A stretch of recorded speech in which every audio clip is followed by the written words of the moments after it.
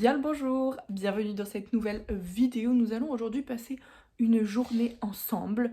Nous sommes lundi et le lundi c'est une des journées les plus représentatives de mon emploi du temps en général parce que je bouge, je travaille sur plusieurs pôles en même temps. De toute manière vous allez le découvrir dans cette vidéo. Mais cette journée ensemble c'est aussi l'occasion de vous partager 10 leçons de ma première année d'entrepreneuriat, un peu comment j'ai vécu tout ça, ce que je ressors pour que vous aussi vous puissiez en tirer quelque chose, peut-être que ça puisse vous parler et puis en même temps découvrir mon quotidien. Donc c'est parti.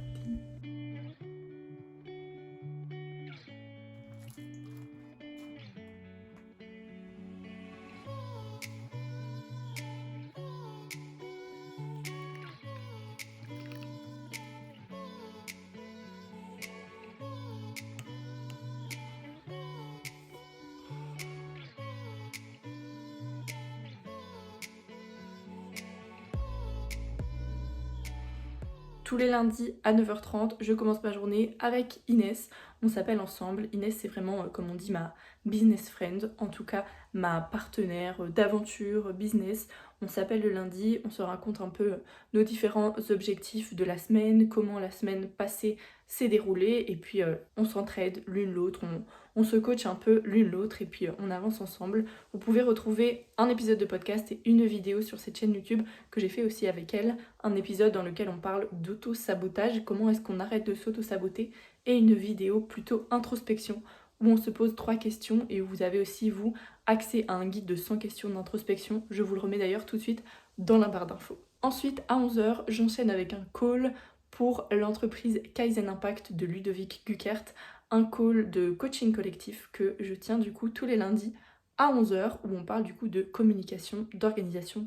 Et d'ailleurs, je file tout de suite parce que c'est l'heure. Donc je viens de finir la séance de coaching avec les entrepreneurs du programme AMB, Alignement, Mindset et Business, avec Ludovic Guckert. Donc là, simplement, je vais diffuser le replay à toute l'équipe. J'ai bien envie de vous partager, avant d'aller manger, 2 leçons déjà que je retiens de cette année, première année d'entrepreneuriat. Du coup, pour vous remettre le contexte, en fait, j'ai terminé mes études de communication l'année passée. Donc je suis diplômée d'un bachelier en communication option journalisme. Demandez-vous pourquoi j'aime autant la vidéo et le podcast.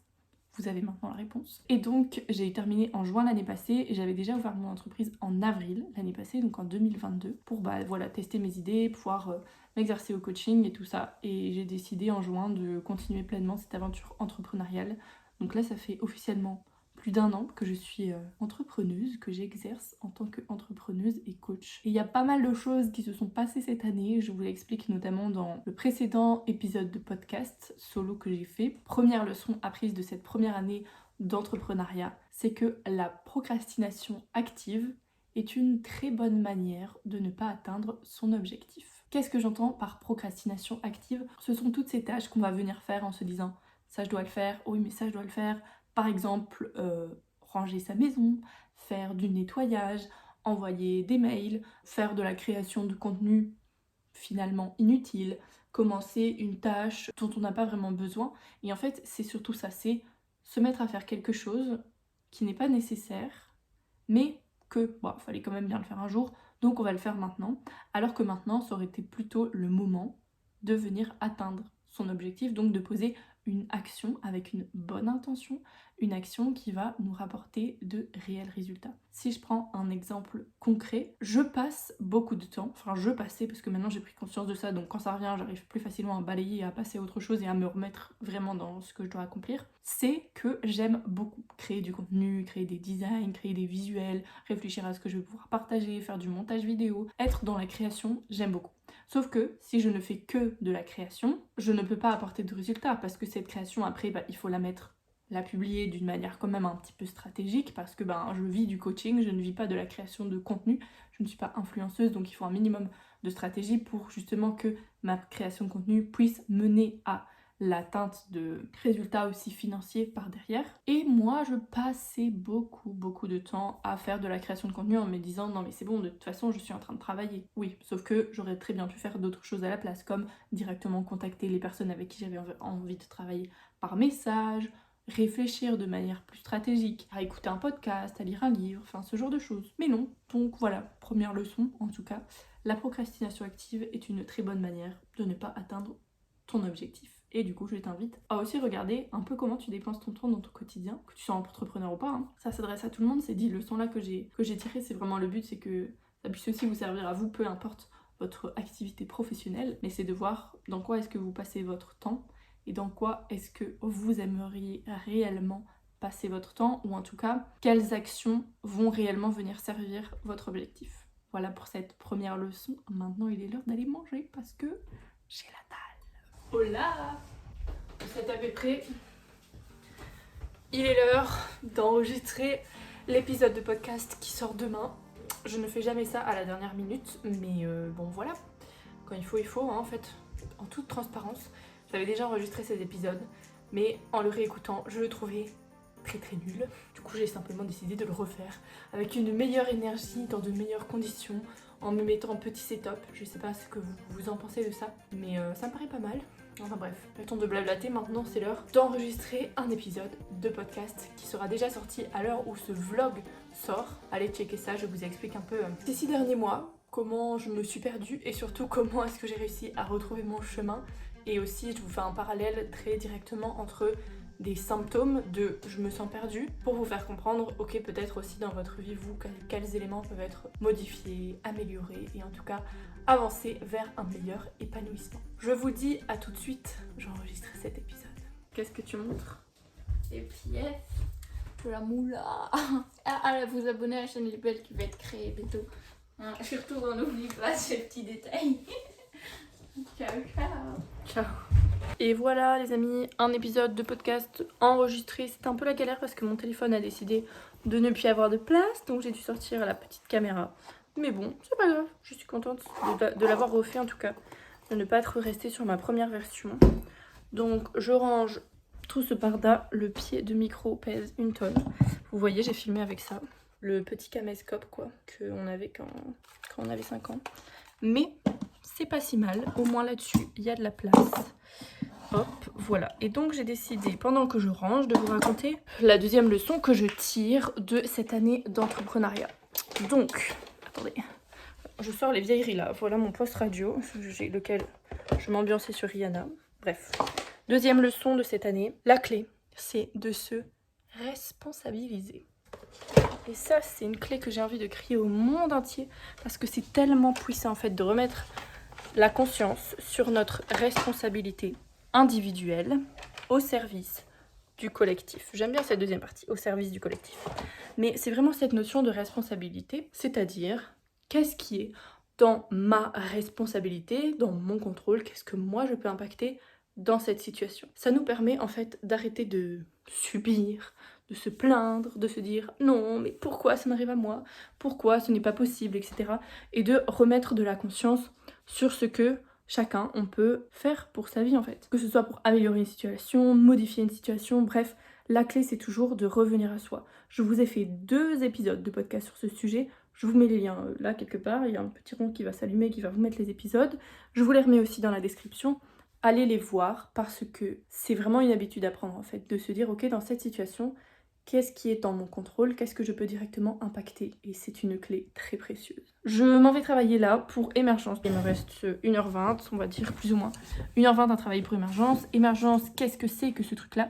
C'est l'association pour laquelle j'ai travaillé pendant 2 ans quand j'étais étudiante et pour laquelle je travaille cette année jusqu'au mois de octobre, jusque fin octobre, pour préparer leur communication pour un événement qui s'appelle les Journées Émergence, qui ont lieu les 4 et 5 octobre 2023 sur le thème de l'émerveillement. Donc là, je vais faire leur communication, je travaille sur leurs posts Instagram, Facebook, les designs, les textes, tutti quanti. Il est 16h59, je viens de finir pour Émergence, je viens surtout de lever la tête et de voir que, my god, il est déjà 16h et j'ai une autre réunion, donc je me sers un petit verre d'eau et puis c'est reparti quoi. J'ai réunion du coup avec Ludovic Guckert avec qui je travaille.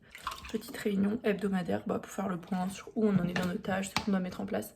Et surtout demain, mardi 18 juillet, bon ce sera trop tard pour vous, on organise un atelier autour des 3 piliers pour bâtir une entreprise au service de sa vie et de ses clients. Il faut qu'on en discute quoi. Santé. Le call avec Ludo est terminé, c'est l'occasion de vous partager la 3e leçon apprise durant cette première année d'entrepreneuriat. 3e leçon, il y aura toujours des gens qui ne sont pas d'accord avec toi. Ça coule un peu comme tu ne peux pas plaire à tout le monde parce que personne ne te plaît à toi. C'est exactement la même chose en fait, c'est juste te dire que peu importe ce que tu fais, il y aura toujours des gens à qui ça va pas plaire, il y aura toujours des gens qui ne vont pas comprendre, mais en fait c'est pas grave si tu n'es pas comprise ou compris. Et il y a un point par rapport à ça, j'en discutais même la dernière fois avec l'une d'entre vous sur Instagram qui me disait oui, j'ai l'impression que voilà, ma famille ne comprend pas mon choix d'études parce qu'ils viennent d'un milieu fort agricole et elle est partie dans des études de marketing et communication et elle dit tout le monde dans ma famille a fait des études autour de voilà, l'agriculture et j'ai l'impression qu'ils ne comprennent pas mon choix. Et la question que je lui ai demandé c'est est-ce que tu as vraiment besoin, tu ressens le besoin d'être comprise par rapport à ça, ou juste d'être entendu, bah ok, toi tu fais ça, ok. Parce que parfois, on cherche à être compris par tout le monde, alors que les autres personnes en face de nous ne sont pas au même stade d'évolution, ou n'ont pas la même ouverture d'esprit, ou elles voient pas en fait simplement le monde de la même manière que nous, et donc parfois simplement elles ne comprennent pas, ou en tout cas elles ne sont pas dans la démarche de comprendre, et donc la question c'est toi, c'est lié avec la responsabilité dont on parlait dans la 2e leçon. Toi, est-ce que tu as besoin de te sentir compris? Si c'est le cas, organise les choses, fais en sorte d'avoir un moment d'échange avec là ou les personnes en question avec qui tu aimerais bien échanger pour que justement ils puissent échanger avec toi. Ça va aussi te demander de pouvoir ouvrir ton cœur, de pouvoir en parler. Mais parfois, il faut juste accepter qu'ils ne comprennent pas, mais finalement en fait, si je regarde les choses autrement, ça change rien à ma vie. Donc voilà, pour moi la 3e leçon de ma première année d'entrepreneuriat, c'est qu'il y aura toujours des gens qui seront pas d'accord avec moi, et c'est ok parce que j'ai pas besoin de convaincre tout le monde en fait. Et puis je retourne, il est 17h26, j'ai encore du boulot là. Notamment, je dois créer un workbook pour un atelier et faire le montage de l'épisode de podcast du coup que j'ai enregistré tout à l'heure. Normalement, je devrais être dans les temps, je n'ai pas vraiment de temps imparti, j'ai toute la night, mais disons que j'aime bien couper à un certain moment parce que sinon mon cerveau il va être en mode je réfléchis, pense, et du coup pas dormir. Je fais ma petite papote et puis on se dit à tout à l'heure. Vous pouvez voir ma gueule que là il est 19h08. Je fatigue. Une autre leçon de cette année d'entrepreneuriat. Leçon numéro 4. On ne peut jamais être sûr de quoi que ce soit à 100%. Ce qui veut dire que quand on hésite à faire quelque chose, quand on a envie que ce soit parfait, quand on a envie, voilà, on se dit ah il faut que j'ai autant confiance en moi, que je sois préparée à autant de pourcents, sûre à autant de pourcents. De toute manière, il y a toujours de l'imprévu qui va arriver parce que on peut uniquement contrôler et on en revient à la notion de responsabilisation de tout à l'heure. On ne peut uniquement contrôler nos pensées, les pensées auxquelles on décide d'accorder de l'importance, nos choix et nos actions. Rien d'autre. Donc tout ce qui nous arrive de l'extérieur, ce sera l'interprétation qu'on pose dessus qui va compter, mais ça arrive. On n'y peut rien. Donc dans tous les cas, on peut jamais être sûr de quoi que ce soit à 100%. On peut même jamais être sûr de nous-mêmes à 100%. On pourra juste être sûr de nous-mêmes à l'instant T, dans l'instant présent, à faire ce qui nous semble juste, à réagir en fonction de notre corps, de nos peurs, de nos croyances, de notre cerveau, de nos besoins au moment. Et dans tous les cas, on ne pourra jamais être sûr. L'invitation avec cette leçon, c'est de se lâcher la grappe quant à la perfection, quant à la confiance en soi ultime, l'amour de soi, l'estime de soi ultime, et juste se dire que dans tous les cas, ce sera pas à 100%. Donc finalement, est-ce que c'est grave? Non. Rebonjour pour la xème fois de la journée. J'ai bien mangé, je suis repue. Je vous retrouve pour la 5e leçon de cette année. Puis je retourne terminer le montage du podcast. Ensuite, j'irai faire une petite balade et j'en profiterai pour terminer les 5 autres leçons restantes du coup. Mais celle-ci, la 5e leçon, c'est que la chance, ça se provoque. Et c'est d'ailleurs ce que je vous raconte aussi dans l'épisode de podcast que j'ai enregistré aujourd'hui. Par exemple, en fin septembre, début octobre, je vais donner 3 ateliers dans une école, mes premiers ateliers en école supérieure, et je l'ai eu en provoquant la situation. C'est-à-dire que, on pourrait remonter à plein de faits qui ont fait que ça m'a mené jusque-là. Principalement, j'ai participé à un événement, j'ai fait un retour à l'organisatrice, qui était une prof d'une école qui me connaissait. On a du coup échanger ensemble, j'ai fait un retour sur ce que je pensais qui pouvait être amélioré en lui disant que c'était dans mes compétences aussi et que moi ça me ferait plaisir d'apporter ça dans son école. Et puis elle est revenue vers moi en me disant ok Valentine, on aimerait te recevoir pour animer 3 ateliers. J'étais en mode ok, trop bien. Mais voilà, la chance ça se provoque, ça va pas tomber du ciel dans tous les cas. C'est un peu le message de cette vidéo quand même. Provoquez ce que vous voulez qui arrive dans votre vie, faites en sorte que ça arrive. C'est d'ailleurs même le bracelet que je porte aujourd'hui. Make it happen, fais en sorte que ça arrive. Encore une fois, c'est votre responsabilité, c'est entre vos mains. Avoir les bons contacts, les bonnes personnes, c'est aussi quelque chose qui se crée en fait dans nos interactions sociales au quotidien. Je pourrais très bien même faire un épisode de podcast pour chaque leçon, tellement j'ai envie de vous raconter des trucs. Mais bon, que soit. Il y a une araignée là-bas qui me nargue, je vais la mettre dehors et puis je continue mon podcast. Ça y est, le podcast est enfin terminé. Nous allons pouvoir l'exporter et ça charge. Ma journée est quasiment terminée. Mais je suis contente, j'ai passé une belle journée. Je n'ai fait que travailler, mais je suis fière de ma journée, je suis satisfaite du travail mis en place. Et puis ce qui est comique, c'est que la 6e leçon, c'est que les pauses sont essentielles. En effet, les pauses sont essentielles, surtout quand elles sont productives. Alors vous allez me dire, des pauses productives, es-tu sûre de toi, Valentine? Mais oui, et les pauses productives, c'est par exemple ces moments-ci, dans la nature, tranquille, des moments sans téléphone, des moments en silence aussi. Toutes ces pauses-là qui font du bien, mais en fait les pauses c'est vraiment essentiel et notre cerveau il en a besoin pour créer de nouvelles connexions neuronales, pour trier les informations, pour classer tout ce qu'on a reçu dans la journée et simplement pour pouvoir aussi se reposer et recharger ses batteries. Leçon numéro 7, le syndrome de l'imposteur nous suivra toute notre vie. Le syndrome de l'imposteur, qu'est-ce que c'est? C'est cette petite voix dans notre tête qui nous dit « Je ne suis pas légitime, pourquoi moi? Je ne vais jamais y arriver, je n'en suis pas capable ». Alors c'est lié au manque de confiance en soi, certes, mais c'est aussi un sentiment déjà tout à fait normal quand on commence quelque chose de nouveau. Parce que quand on commence quelque chose de nouveau et on est en phase d'apprentissage, on n'a pas encore toutes les bons codes, toutes les bons clés, l'expérience en fait nécessaire pour se sentir 100% à l'aise. Puis souvenez-vous aussi qu'on n'est jamais 100% sûr. Après, c'est ennuyant et c'est pesant sur le long terme, mais c'est quelque chose dont on peut se défaire pour une période. Mais ça reviendra très certainement, encore et encore, simplement, à chaque fois qu'on commence quelque chose de nouveau. Et ça aussi, je trouve que c'est une croyance à avoir qui est porteuse finalement parce que ça nous permet de relâcher la pression et d'arrêter de se dire « Oh non, pourquoi j'ai ça? Pourquoi j'ai ça ?» Au moment où ça survient, il faut le traiter, je suis tout à fait d'accord, surtout si ça nous empêche d'avancer, mais savoir que c'est normal que ça se présente, que c'est pas parce que nous on a un problème, nous personnellement, mais que c'est la situation qui fait que je trouve que ça aide à passer à autre chose et à aller de l'avant aussi. Et le 8e point, c'est que les peurs ne s'arrêtent pas, même quand on sait ce qu'on veut. Ça fait sens aussi, en fait tous les points sont un peu liés avec tout ce que je vous ai raconté dans l'épisode de podcast que j'ai filmé aujourd'hui. Même quand on sait ce qu'on veut, quand on sait où on va, en fait c'est justement à ce moment-là que les peurs elles arrivent, parce que c'est à ce moment-là où on prend la décision d'aller vers ce qu'on veut vraiment, qui est forcément dans notre zone d'inconfort, qui est dans quelque chose de nouveau, et quand on va vers quelque chose de nouveau, notre cerveau, une partie de notre cerveau, en tout cas notre cerveau vraiment de survie, celui qu'on se traîne depuis Cro-Magnon et tutti quanti, il panique, il se dit « Au secours, qu'est-ce qui se passe? Moi je suis pas là pour la nouveauté, je suis pas là pour vos folies d'êtres humains de 2023 ». Et donc c'est tout à fait normal. Et il y a un petit check de 3 points à vous avoir en tête, c'est ok, que la décision, le chemin que je dois prendre, est-ce que ça correspond à mes valeurs? Est-ce que ça correspond à ma mission, à ce vers quoi j'ai envie d'avancer? Et est-ce que ça me fait peur? Si on obtient 3 oui, let's go, foncez. Les peurs, c'est aussi un très bon indicateur pour montrer qu'on est dans la bonne direction. Et encore une fois, c'est ce qu'on en fait qui va compter aussi. Et si vous voulez d'ailleurs parler de tout ça, que vous avez des questions ou même des remarques ou que vous n'êtes pas d'accord aussi avec ce que je raconte, je suis preneuse de tous vos avis. Notez-les dans les commentaires. Contactez-moi sur Instagram @vranx.valentine et puis on en discute ensemble. Leçon numéro 9, on ne pourra jamais échapper au regard des autres non plus. On se verra toujours regarder. Et c'est ok, c'est totalement humain. Et encore une fois, c'est notre perception sur le regard des autres qui importe. C'est-à-dire, qu'est-ce qu'on en fait de ces jugements qu'on peut recevoir, des critiques qu'on peut recevoir, de la manière dont on a l'impression que les autres nous jugent. Tout ça, c'est aussi notre perception, notre responsabilité d'agir, de prendre en compte ces choses-là ou pas. Ça me fait penser à un des accords Toltec qui est de ne pas faire de suppositions et d'avoir son bouclier en fait, de choisir ce qu'on décide qui nous traverse ou non. Et c'est directement lié à ça, le regard des autres. Petit point par rapport à ça, au lieu de passer ton temps à te tracasser de ce que pensent les autres de toi, viens d'abord travailler le propre regard que tu poses sur toi. À méditer. Et nous arrivons à la 10e leçon. Je passe dans la savane. 10e leçon.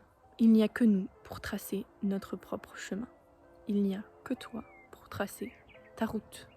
Personne ne va venir le faire à ta place, personne ne peut décider à ta place ton épanouissement, ta route, ton chemin, ça vient de toi, parce que ce qui fait là que tu as la possibilité de me regarder, de m'écouter, d'être en vie, de respirer, d'avoir ton cœur qui bat, c'est parce que la vie, elle est en toi et que la vie, elle est tombée sur toi, que tu es la représentation de la vie et donc c'est à toi de jouer. C'est vraiment le message que j'ai envie de t'envoyer à travers cette vidéo, à travers ce vlog où tu m'as suivi pendant toute une journée en train de charbonner, mais où j'ai pris mon pied, j'ai pris mon plaisir, j'ai échangé avec des gens super, j'ai fait des actions qui ont du sens, je sais à quoi elles contribuent, je suis fatiguée mais c'est de la bonne fatigue et même encore là de reparler ça me remet de l'énergie, donc après je vais fermer ma gueule très clairement. Et ceci est ta vie, tu choisis ce que tu en fais. C'est difficile de faire rentrer ça dans son crâne parce que c'est pas quelque chose auquel on a été habitué, qu'on nous dise quand on était petit, quand on a été à l'école, mais je te le dis aujourd'hui, c'est ta vie, tu as le droit d'en faire ce que tu veux. Sur ces belles paroles, je te laisse, j'espère que tu as passé un bon moment en ma compagnie. Moi j'ai passé une très belle journée en votre compagnie, c'était chouette de pouvoir vous embarquer dans mon quotidien. On se retrouve très bientôt pour une nouvelle vidéo, à bientôt, prends soin de toi. Ciao!